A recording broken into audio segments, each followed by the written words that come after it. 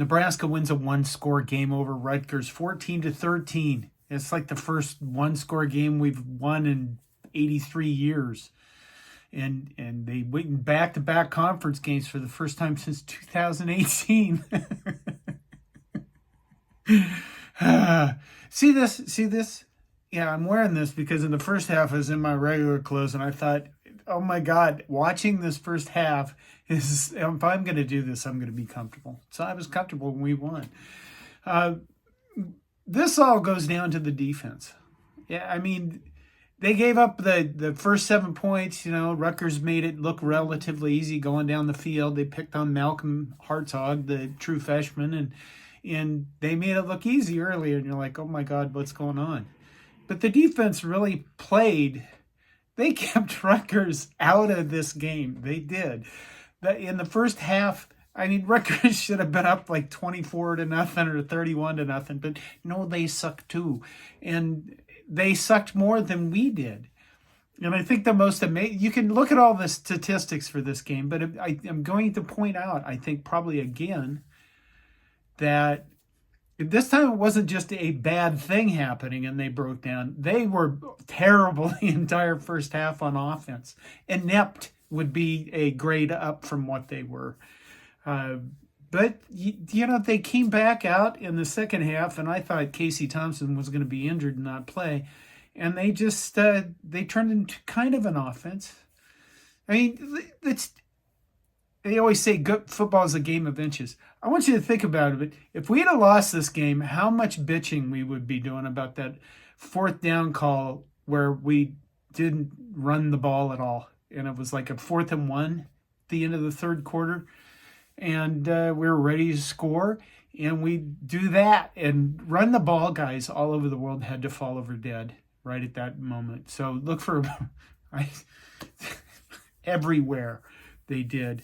Let's say Thompson to Palmer is an excellent connection. And it actually should be record-setting if Trey Palmer can keep up his stats. Let's see, what else? The Rutgers, I guess, you know, let's be honest. You watched this game, and you watched, especially as the end approached, you kept thinking, how are we going to lose that we haven't lost before? What bingo card entry is this going to be for the most heartbreaking things to happen lately? And then we didn't do that because Rutgers did it for us. I mean, they called 2 timeouts in a row that didn't make sense, and they needed to save clock. And then they had the dumbass penalty out of bounds to give us a first down to run more clock down, basically run out. I know the run the ball guy wants us to run the ball out and run the play clock out at the end of the game, but we can't do that. Our offensive line is too terrible. And we have to mix it up. I think Mark Whipple is probably, it made every one of you completely insane. And I think he has me too, but I was probably already there. But I think you also had Mark Whipple's experience at the end of the game with the clock management.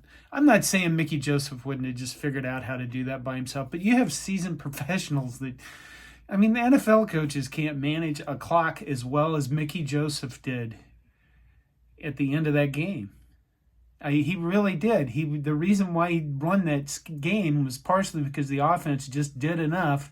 But a big part of that was Mickey Joseph coached very well and got what he needed out of his team. I don't know how, and I would really like to know. I would like to know how somebody took the dread that was the offense.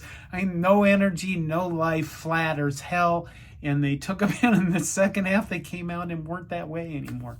What the hell happened at halftime? Okay.